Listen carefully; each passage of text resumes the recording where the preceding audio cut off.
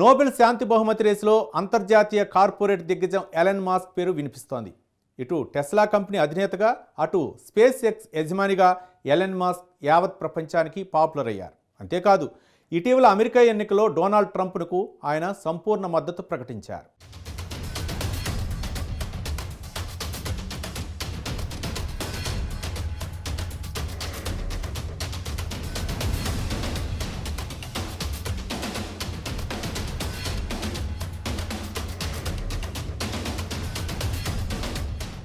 Elon Musk పరిచయం అక్కర్లేని పేరు, అంతర్జాతీయ వ్యాపార దిగ్గజం. తాజాగా ఆయన మరోసారి వార్తల్లోకెక్కారు. ప్రతిష్టాత్మకమైన నోబెల్ శాంతి బహుమతి రేసులో ఎలన్ మస్క్ పేరు ప్రముఖంగా వినిపిస్తోంది. యూరోపియన్ పార్లమెంట్ సభ్యుడు బ్రాంక్ గ్రిమ్స్ సోషల్ మీడియా వేదికగా ఈ విషయం వెల్లడించారు. భావ ప్రకటన స్వేచ్ఛ, మానవ హక్కులపై ఎక్స్ వేదికగా ఎలన్ మస్క్ తన నిబద్ధతను చాటుకున్నారని బ్రాంక్ గ్రిమ్స్ పేర్కొన్నారు. జనవరి 29న మస్క్ అభ్యర్థిత్వాన్ని సమర్పించినట్లు బ్రాంక్ గ్రిమ్స్ పేర్కొన్నారు. ఏడాది ఫిబ్రవరిలోనూ ఎలన్ మస్క్ నోబెల్ శాంతి బహుమతి రేసులో ఉన్నారు. అప్పట్లో ఎలన్ మస్క్ పేరును నార్వేకు చెందిన పార్లమెంట్ సభ్యుడు మారియస్ నీల్సన్ ప్రతిపాదించారు. అయితే చివరకు ఆయన రేసు నుంచి తప్పుకోవాల్సి వచ్చింది.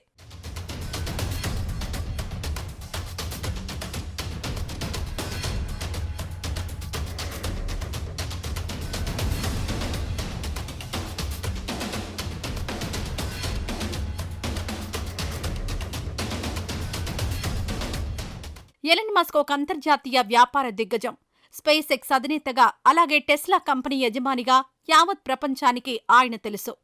కాగా మస్క్ ఏం చేసినా సంచలనమే. ఇటీవల జరిగిన అమెరికా ఎన్నికల్లో డొనాల్డ్ ట్రంప్కు అనుకూలంగా మస్క్ వ్యవహరించారు. అంతేకాదు, ట్రంప్ విజయం కోసం భారీ ఎత్తున సొంత డబ్బు కూడా ఖర్చు చేశారు. అంతేకాదు, డొనాల్డ్ ట్రంప్ ప్రచార కార్యక్రమాల్లో కూడా ఎలన్ మస్క్ ఉత్సాహంగా పాల్గొన్నారు.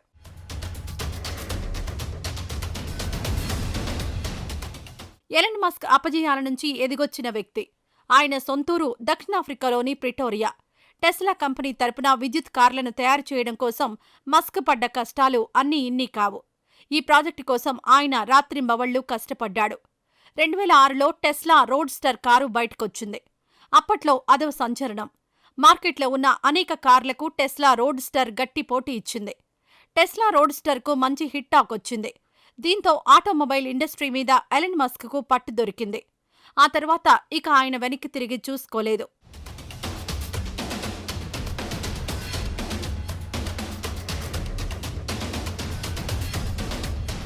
ఆటోమొబైల్ రంగంలో టెస్లా విజయం తర్వాత ఎలన్ మస్క్ అంతరిక్షం వైపు దృష్టి పెట్టారు.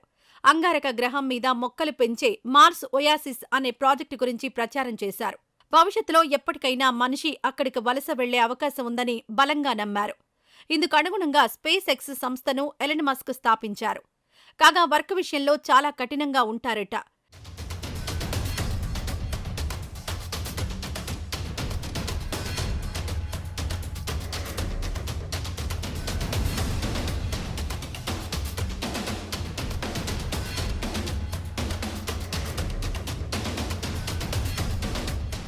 ఎలన్ మస్క్ జీవితం పూలపాన్పు కాదు.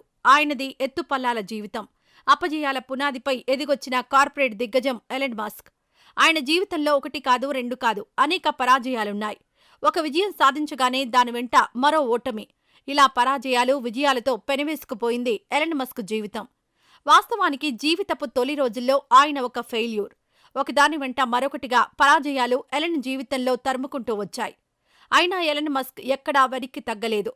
ఎక్కడికక్కడ సమస్యలను పరిష్కరించుకుంటూ జీవితంలో దూసుకువెళ్లాడు.